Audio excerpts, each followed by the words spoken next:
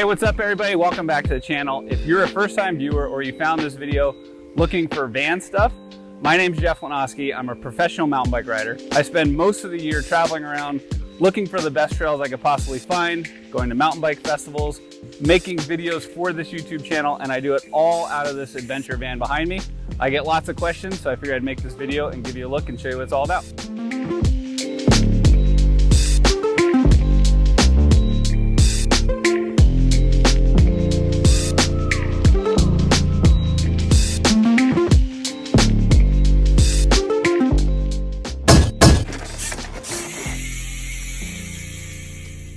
So I get a ton of questions from people when they see the van on Instagram, YouTube, asking why I chose this particular model, how I built it out. So before we get into too many details, I'll tell you about the make and the model. This is a 2017 Ford Transit XLT 350, and when I bought it, it was a stock 15 passenger van. So there's a few reasons I started with a passenger van versus a cargo van. The number one reason was I wanted everybody in the back seat to be able to have seat belts, airbags, and air conditioning. I didn't want people sitting on buckets and makeshift stuff. I also knew that realistically, I wasn't gonna be a full-time camper, so I wanted to have as much of a car-like feel as possible, and I already owned the rooftop tent on top that I'll show you in a little bit, so it was a perfect place to start.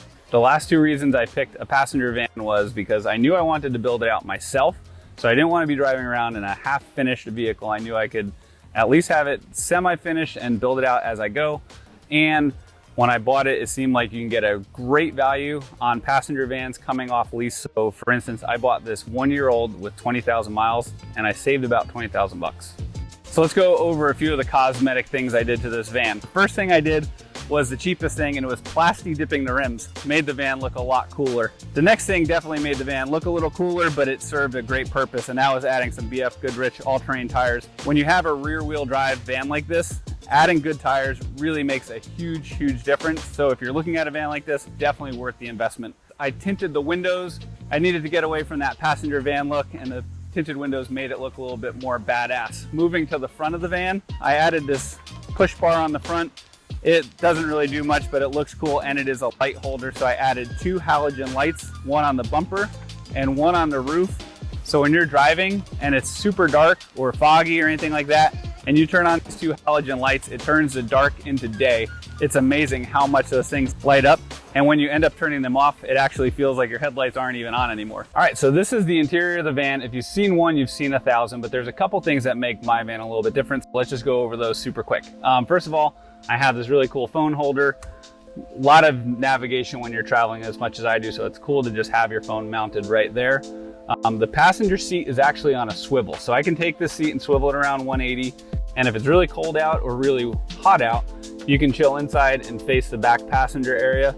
But the one thing that was interesting is when I put the swivel in, it made the seat 2 inches higher, and it felt really good. And I didn't have one for my driver's seat, and I didn't want one for my driver's seat. So I ended up mounting this seat on some steel bars, and it raises it up 2 inches. It gives me a little bit of extra room for an inverter that I have under here. But most importantly, at 6'4", it raises the seat up, and it makes me feel like I'm sitting on a pedestal, and it's much more comfortable. Last but not least, I just got these really cool WeatherTech floor mats. That is a not sponsored plug, but these are really awesome. It just helps keep the front of the van a little cleaner. So moving a little bit further back, this is the passenger area. I wanted everything to be super accessible. So a lot of times when I'm getting ready for a ride, doing some work here, so I have a small toolkit that I can just do minor adjustments, shock pump, things like pedals if I want to change those, a Leatherman, all that stuff is super handy right here. I had a leftover iPhone wallet, so I keep all my bike park passes right there, and they just stick to a magnet. Kind of a silly hack, but it keeps everything fairly organized.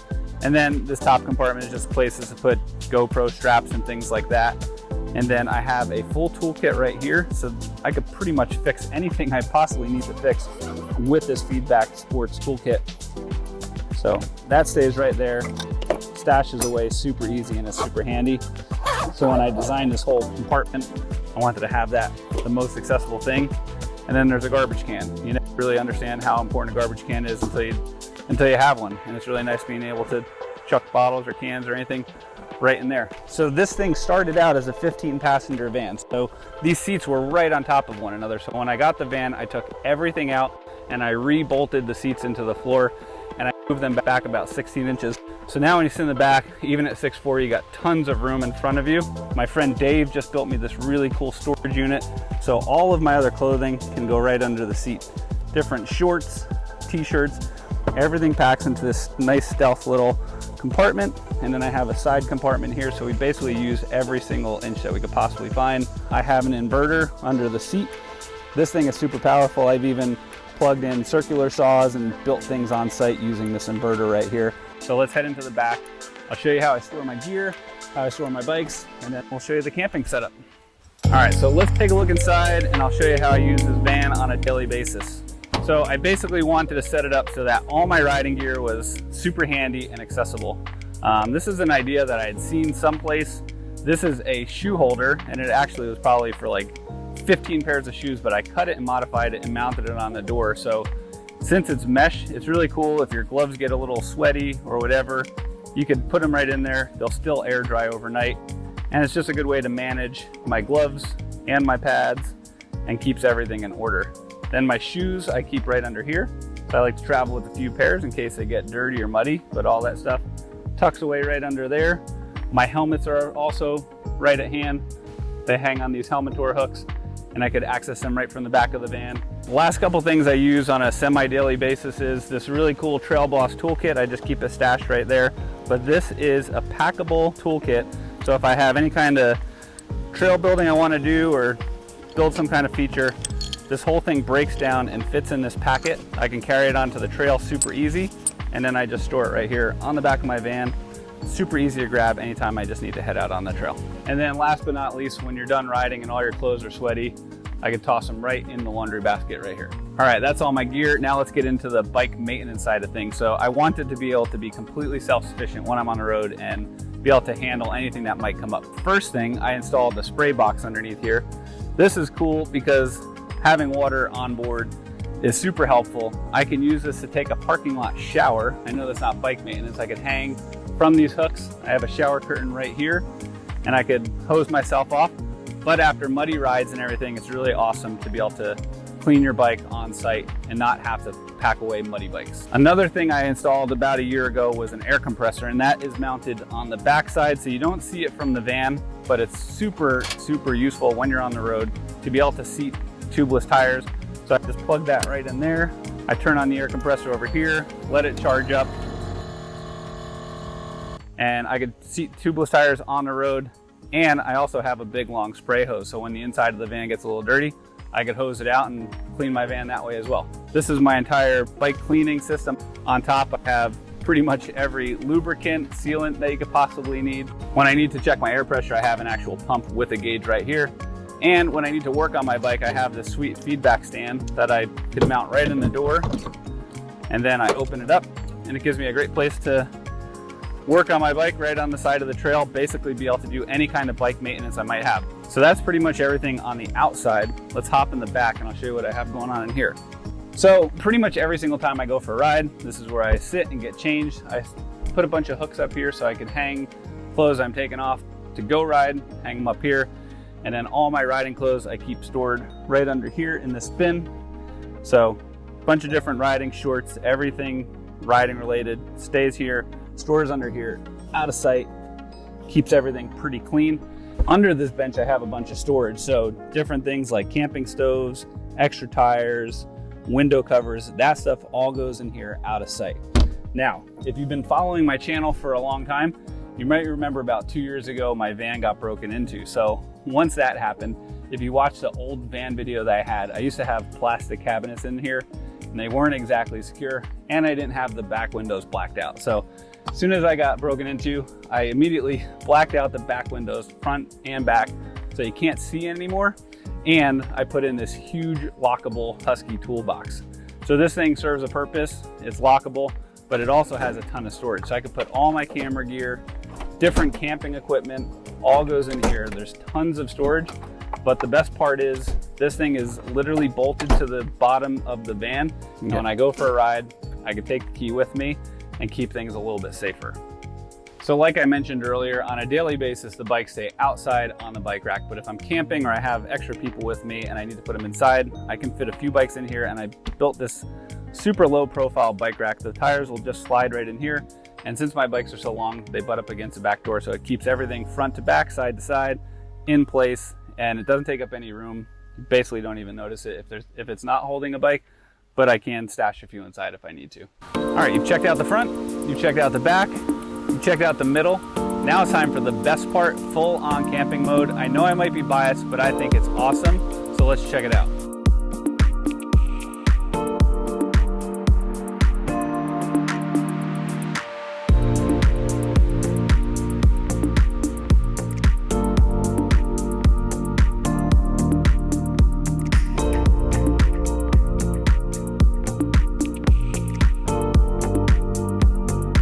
Go from everyday driver to camping in 7 minutes and 53 seconds. That's pretty fast. So I'm going to take off my shoes and I'm going to show you the first part of the camping / everyday use, and that is my Dometic refrigerator. All right, this first thing teeters on everyday use and camping use, and it's probably one of the best things I've ever bought. It's a Dometic refrigerator. This is awesome. It keeps my water bottles nice and cool for when I'm doing my rides, and my après beverages. But one of the challenges of having these refrigerators is onboard power. So the way I figured out a kind of a cool hack is I have 2 Dometic batteries. These are portable. If I happen to go camp or go someplace that I want to pull them out, it's super easy, and I have them daisy chained. So the way it works is the car goes into the first battery, keeps this charged at 100%. That one goes in and charges the second battery, and then the refrigerator draws off there. So using these 2 batteries, I can get 80 hours without ever tapping into my car power. I'm gonna hook up some solar down the line, but 80 hours off the grid is pretty good. This thing draws about 1 amp hour, and each of these batteries is 40. And then these batteries are also good for charging stuff. So if I have GoPro batteries or anything, I just toss them in this basket and I can keep everything charged. So that's my charging system. And when you're camping, things inevitably always get dirty. So I have this Dyson vacuum tucked away, and I can just keep everything neat and tidy. Everything else camping related pretty much lives on the outside of the van. The refrigerator was expensive, so I keep that locked up and bolted inside the van. As I mentioned earlier, I can stow 4 chairs. Usually I'm traveling with myself or one other person. So we have our chairs and a table. That fits alongside the passenger van, so that all stays super stealth, but great place to sit. Could hang my bike on the bike rack, and then something that's really, really cool is this alu-cab tent. It's neat because it covers the side and it gives you a sitting area, but it also extends all the way over the back. So if I'm working on my bikes and it's wet out, that tent also covers my kitchen, which is pretty awesome because when you're camping, it's nice to have a warm meal or a pot of coffee. So I do all this on this Cook Partner. It's stove, it's all TIG welded aluminum and stuff like that. And the nice thing is, once this thing gets all dirty from cooking on it, I could literally take my spray box right here and hose this whole thing off because there's no electronic parts on it or anything like that. So you could just totally hose this thing down and keep it nice and clean. That sits on a table that I made. This is actually a stair tread. I just wanted a nice solid piece of wood, and I put one little piano hinge right here. It folds up. 99% of the time you would never even know it's there, but when I want a table, it doesn't take up any space in my van at all, and it gives me a nice flat cooking surface. And I got this cool little cooking board, so I can do my food prep right here. Probably my favorite part of this whole van, other than a refrigerator, is this portable garbage can. Totally looks like Oscar the Grouch is about to hop out of this thing, but this thing compacts down and I stash it behind one of the seats, and you would never even know it's there. So when you're camping, you see a lot of people hanging garbage cans on their door handles and things like that, but having a full-size garbage can is pretty awesome, especially when you're cooking and stuff. You can just throw it right in there. The last thing is pretty much the sleeping quarters. And normally when you look in the back of an adventure van, you'd open the doors and there'd be the back of a bed sitting here. The reason that I didn't want to do that is because I knew I wasn't going to be camping all the time. I probably camp maybe about 30 days a year, and I didn't feel like building out a dedicated van with a bed was the best choice. I had already owned the tent up top, so I figured putting that tent up top would be pretty sweet. The thing that I like about it is I'm really tall, I'm 6'4", so putting my bikes under a bed would be super challenging. I'd have a really tight area to put my bikes, and then I'd have a crappy bed inside my van. And I also like to do home improvement projects, anything like that. So I could still fit a sheet of plywood in here, all kinds of lumber, and do all that kind of stuff. So I like having the back of the van. So that means I need to camp on top. So let me show you how you get up there. I kind of pride myself on the fact that I built out the entire inside of the van myself. For better or worse, it definitely makes it a one-of-a-kind vehicle. The only thing that I did have some help with is The cabinet that I just showed you that's underneath the passenger seat, my friend Dave, who's a professional carpenter, made that. That's why it's a little bit nicer than what I've done. And this rack, this is truly a one of a kind, and it's really awesome. So my friend Tim, who's an actual race car driver, built this whole custom rack, and allows me to carry the rooftop tent and have about a 3x5 observation area to either take off your shoes or chill or whatever. But this thing is awesome. There's tons of like mitering. It's practically as beautiful as a bike frame, and it's nice and sturdy, allows you to climb right up top and access that tent. All right, so do some one-handed climbing to get up here. So this is a pretty cool spot to chill. Like I said, it's a 3x5 area. And then when you want to get into the tent, you just go right on in. So first rule, if there's no shoes in the van, there's definitely no shoes in the tent. And with this nice deck, there's plenty of room to put all that stuff. But this tent is awesome. It's way bigger than any kind of bed I would have inside my van. So let's crawl in here. This is a James Berard tent. It has a hard top and a hard bottom. You could open all these screens, so you could basically make it a screen house. I've camped in here when it's 80 degrees outside. It's been relatively comfortable. I've camped in it down to like 30 degrees. You could put an insulation thing around the inside and it works for that too. But I'm 6'4", I can sit up in here, and it's actually pretty long. So if I built a bed inside my van, I probably would be cramped up. But in this thing, I have plenty of room side to side, front to back. It's like you're king of the castle. All right, well, thanks for hanging out and checking out the van. If you're building one yourself, maybe it gave you some ideas. If you're just interested in what it takes to spend hundreds of days a year on the road, making YouTube videos and seeking out the ultimate trails, hopefully it gave you some ideas about that as well too. So I have a lot more adventures in store, so make sure that you're subscribed to the channel. Until next time, get out there and be a boss.